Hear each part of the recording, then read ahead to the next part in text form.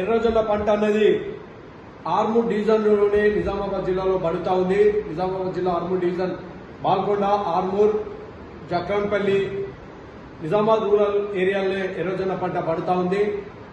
కానీ ఈ సంవత్సరము ఎర్రజొన్న సుమారు 20 నుంచి 23,000 ఎకరాలే ఎర్రజొన్న పంట సాగు విస్తీర్ణం చేయడం జరిగింది.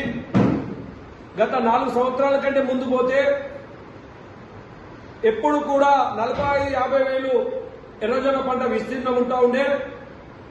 తీరా గత 2-3 సంవత్సరాల నుంచి ఎర్రజొన్నకు మద్దతు ధర వస్తలేదన్న ఉద్దేశంతో ఎర్రజొన్న విస్తీర్ణం సాగు తక్కువ చేసి ఎర్రజొన్న పంట వేయడం జరుగుతోంది. మొక్కజొన్నకు డైవర్ట్ కావడం జరిగింది.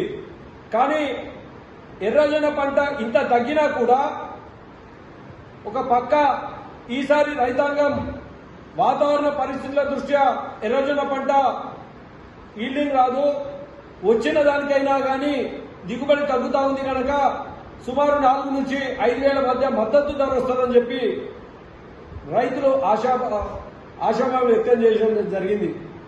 తీరా ఇప్పుడు చూస్తూ ఉంటే ఈ యొక్క ఎర్రజొన్న కొనుగోలు వ్యాపారస్తులు మొన్నటి వరకు 4,150, 3,900, 3,800 వరకు ఎర్రజొన్న కొనుగోలు చేసినటువంటి వ్యాపారస్తులు నిన్నటి నుంచి వాళ్ళు పూర్తిగా సిండికేట్ అయి నిన్నటి నుంచి 3,300, 3,500 మధ్యకు సుమారు ఒక క్వింటాల్కు 6,600 రూపాయలు ఒక క్వింటాల్కు రైతుని నష్టపరుస్తా ఉన్నారు. 10 నుంచి 15,000 రూపాయలు ఒక ఎకరానికి రైతు నష్టపోయే పరిస్థితి ఏర్పడతా ఉంది. ఒక పక్క చూస్తా ఉన్నాం, కొద్దిమంది దీంట్లోనే వ్యాపారస్తులు స్వచ్ఛందంగా ఈ వ్యాపారస్తులు కొద్దిమంది సిండికేట్ అయి రైతులు నిట్టనీరు ముంచుతా ఉన్నా. ఈ జిల్లాకు సంబంధించినటువంటి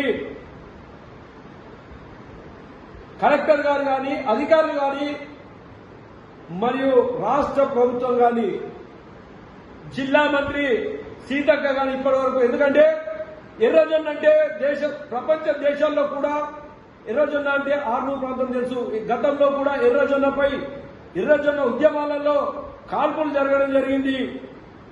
చాలా మంది ఇళ్లలోకి కూడా అగ్గిలు పెట్టే పరిస్థితి ఏర్పడ్డది.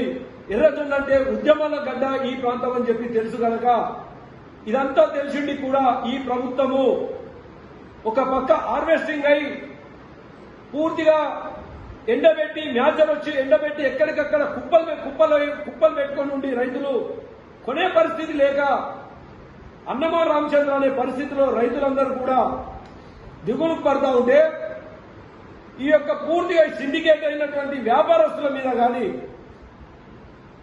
మరియు ఈ యొక్క ఎర్రజొన్న ఇచ్చినటువంటి ఎందుకోసమంటే చాలా మటుకు తాము ఇష్టానుసారంగా ఫౌండేషన్ ఇస్తూ లైసెన్స్ కూడా తాము ఇష్టానుసారంగా ఇవ్వడం జరిగింది.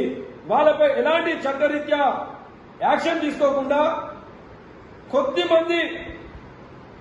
కొద్దిమంది మీద కూడా కొనుగోలు చేస్తూ ఉంటున్నారు.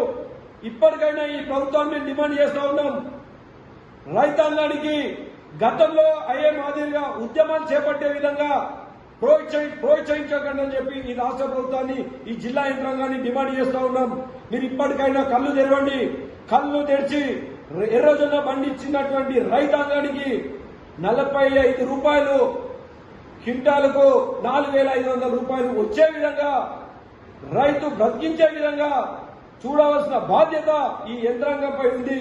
వాళ్ళందరూ కూడా యుద్ధం పేరు మీద, ఎక్స్పోర్ట్ బంద్ పేరు మీద రైతులు ముంచేస్తా ఉన్నారు కనుక దయచేసి ఇప్పటికైనా అధికారులు క్షేత్రస్థాయిలోకి వచ్చి మీరు వెంటనే నష్టపోయిన రైతుల్ని ఆదుకోవాల్సిన బాధ్యత ఈ రాష్ట్ర ప్రభుత్వంపై ఉంది కనుక ఇప్పటికైనా రాష్ట్ర ప్రభుత్వం వెంటనే యుద్ధ ప్రాతిపదికన కొనుగోలు కేంద్రాలు ఏర్పాటు చేసైనా లేదా మీరు చేతైనా కొనుగోలు చేసి 4,500 రూపాయల క్వింటాలకు రైతాంగానికి ఇప్పించాలని చెప్పి భారతీయ జనతా కిసాన్ మోర్చా తరఫున ఈ రాష్ట్ర ప్రభుత్వానికి, ఈ జిల్లా యంత్రాంగానికి డిమాండ్ చేస్తా ఉన్నాం.